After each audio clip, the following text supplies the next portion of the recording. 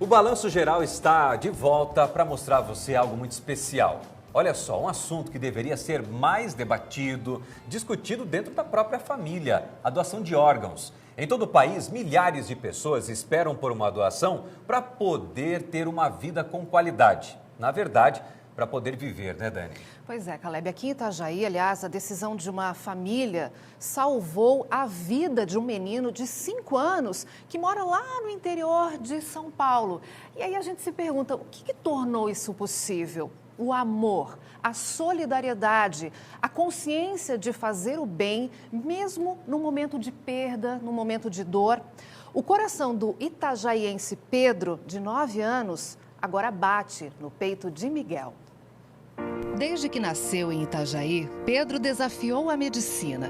Diagnosticado com hidrocefalia, tinha pouca expectativa, mas foram 9 anos alegrando a vida da Janaína e da família. Quando ele nasceu, eles já disseram, mãe, ele vai ter no máximo 3 meses de vida, mas a gente não acredita nisso, né? Então, toda a vida que ele internava, que ele passava mal, que ele ia para o centro cirúrgico, eu pensava, Senhor, será que é hoje? Né? Então, eu só posso agradecer, porque Deus teve a bondade de deixar ele o tempo todo comigo. Eu aprendi muito, né? Beijei muito, abracei muito, dei muito carinho, cuidei muito, então não há arrependimento. Nas idas e vindas ao hospital, uma ideia foi tomando Janaína, para quando a hora da despedida chegasse. Eu já tinha conversado com meu marido, se o Pedro falecer de morte encefálica, tu aceita doar os órgãos dele? Daí ele falou, mas eles vão abrir ele. Eu disse, vão. Eles vão abrir e vão fechar. E a gente vai enterrar o nosso filho. E o nosso filho já está com Deus. E os órgãos que puder ser doado vai ajudar outras famílias, outras mães que estão vivendo naquele sofrimento dentro de um hospital, as crianças. Então, o nosso filho está com Deus. Ele não foi para Deus sem o coração, sem o pulmão, sem os rins e sem as córneas. Ele foi completo. Ele já não estava mais ali. O gesto da família catarinense ajudou muito mais crianças do que a Janaína poderia imaginar. A enfermeira Carol, que pegou meu celular, mantinha contato comigo, né? Daí ela falou, o Pedro vai ser doador do coração, fígado, rins e córneas. Daí eu chorei um monte, eu estava sentada aqui, o meu pai aqui, ele, meu filho, o que foi? Eu chorando, eu disse, pai, vai ser isso tudo? Eu nem imaginava que ia ser isso tudo. Ela botou, ele vai beneficiar 6 pessoas. E foi neste momento de dor que as histórias de Pedro e de Miguel se cruzaram. O coração de Miguel batia fora do ritmo e foi ficando fraco. Por longos 4 meses, esse menininho sorridente de apenas 5 anos não podia mais deixar o hospital no interior de São Paulo. A única solução possível para ele era um transplante. A gente vinha muito angustiado, né? O Miguel, essa criança que recebeu o coração, já estava internado há 114 dias aguardando um coração e não aparecia o coração, não conseguia mais caminhar, nada. Então ele estava realmente em uma situação muito delicada. Quando a equipe do Hospital de Rio Preto foi informada que havia um coração para Miguel, teve festa.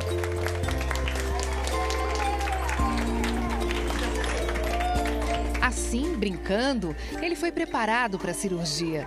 Enquanto isso, um voo de São José do Rio Preto para Navegantes trazia um médico que iria captar o coração de Pedro. Mas era uma corrida contra o tempo. 900 quilômetros separavam as histórias destas 2 crianças. Ao redor de 1h30 nós fizemos a retirada e viemos para cá. E do momento em que o coração ficou parado ao momento em que o coração voltou a bater, foram 3 horas e 10 minutos de coração parado. O coração está batendo bem, a criança está com pressão boa, com frequência cardíaca boa. Tecnicamente ficou bastante bom, a gente ficou muito contente porque era um coração muito compatível de tamanho. Para vocês terem uma noção da coisa, ele tinha 9 anos, né? Ele chegou a pesar 35 quilos. Ele com 9 anos, com 35 quilos, ele não poderia ser doador do Miguel. Porque o Miguel tem 5 aninhos e pesa 19 quilos. Então, ele passou por várias coisas agora, final do ano passado, que ele emagreceu bastante e ficou com 22 quilos. né?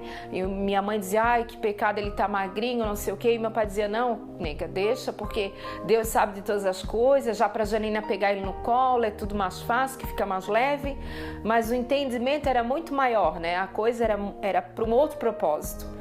Era para dar certinho aquele coração que ficou menor, porque se a gente está gordo, a gente tem os órgãos maiores. Se a gente emagrece, os órgãos diminuem. Então, o coração dele que pequenininho para poder caber dentro do peito do Miguel.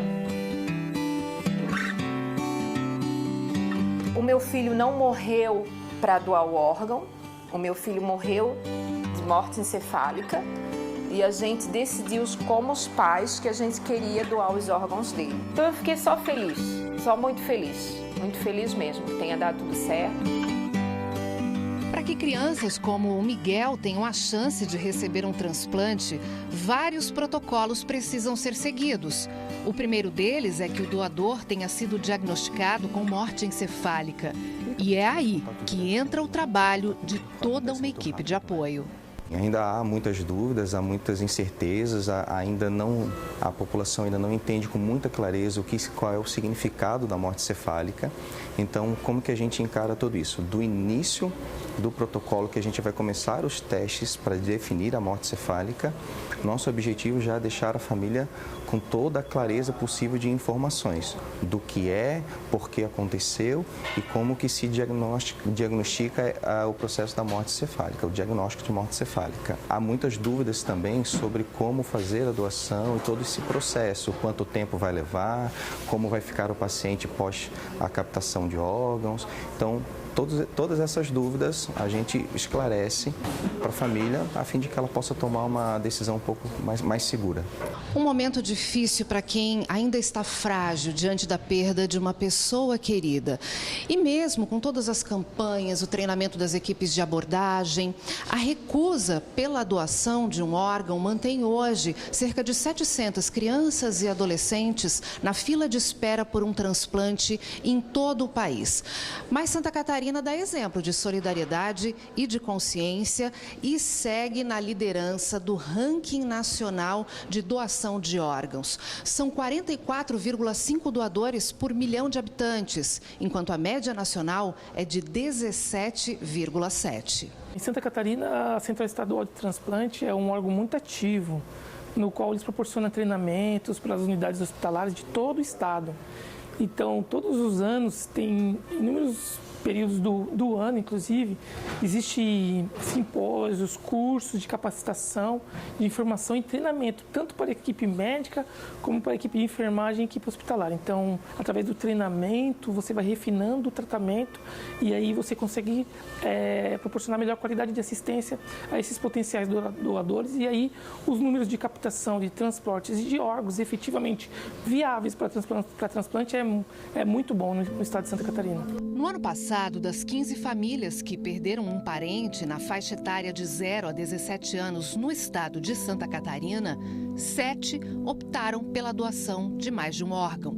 Em 8 casos, a família negou a retirada. Neste ano, já foram 4 notificações para a Central de Transplante de possíveis doadores.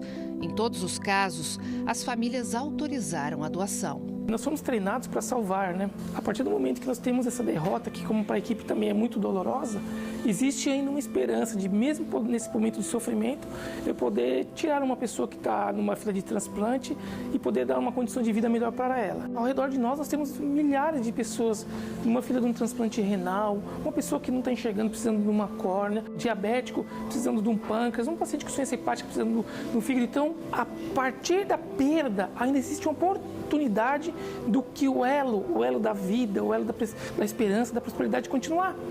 Então você vai proporcionar condições, vida a uma pessoa, mesmo após a morte. No interior de São Paulo, a cirurgia do Miguel foi um sucesso. Ele ainda precisa de mais um tempo no hospital, mas agora já é possível fazer planos.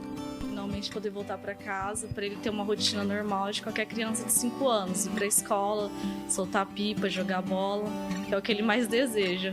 ficar com as irmãs e com os irmãos dele, com a família, né? Estava todo mundo muito envolvido emocionalmente. E agora é um alívio. A gente até deixa o agradecimento à família que doou os órgãos, que num momento tão difícil dessa criança que faleceu. Eu tô com muita saudade, mas realmente eu acredito que ele tá bem.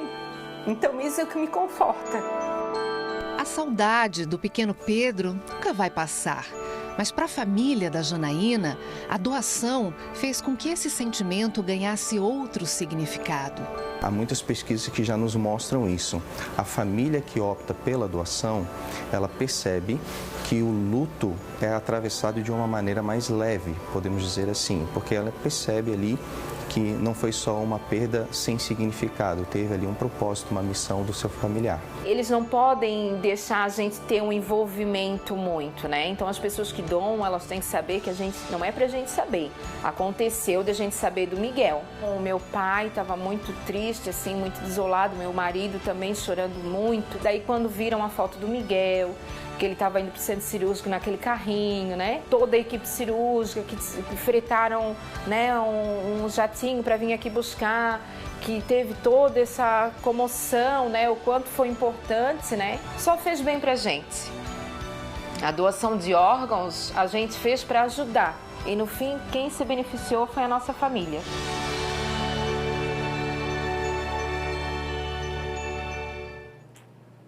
Que coisa linda, né? Agora, olha só, o Miguel tem só 5 aninhos, ele estava morando em um hospital e foi graças a essa doação que, a partir de agora, ele vai poder realizar tudo que antes era só um sonho, né? 114 dias aguardando o transplante. Em 2019, o Brasil registrou 1.232 transplantes na faixa etária de 0 a 17 anos. Em Santa Catarina, 6 crianças e adolescentes esperando um órgão novo. Então, a gente quer saber, você aí de casa que participa com a gente, você é doador? Hashtag sim. Não é doador? Hashtag não. Avisou os familiares? Essa é a nossa enquete. Antes disso, temos participações, Dani, aqui no nosso WhatsApp. Vamos ver a opinião. A Isabel, ela conhece um amigo que recebeu um transplante de rim, ele está bem, graças a Deus, e a ajuda de uma família que fez a doação, poderia estar aí numa hemodiálise, né?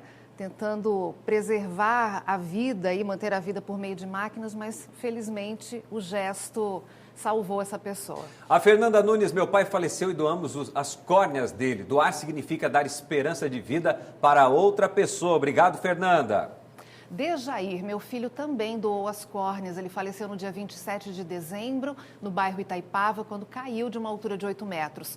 Até hoje não sei quem recebeu, mas gostaria muito de saber. Na verdade, esse é um protocolo, né? Não existe esse conhecimento, né? No caso ali do Pedro e do Miguel, foi uma coincidência, porque o caso repercutiu na mídia, né? Mas normalmente as famílias realmente não sabem quem doou e quem recebeu. Exato. Cândido, sou doador de órgãos e estou fazendo exames para poder doar um rim e ajudar o próximo. Parabéns, então, o Cândido aqui participando com a gente. Sônia, sou doadora de órgãos e acho muito importante ajudar quem precisa. Obrigado, Sônia. A Kátia, o dia que eu não estiver mais aqui, quero que a minha família doe os meus órgãos. Já avisei eles, hein? Assim vou ajudar quem precisa. Uma atitude nobre. Mário César, sou doador e acho um ato lindo. A família sabe do meu desejo e essa iniciativa deveria ser tomada por todas as pessoas com senso humanitário. Além do Mário, vamos agora saber qual é a resposta até então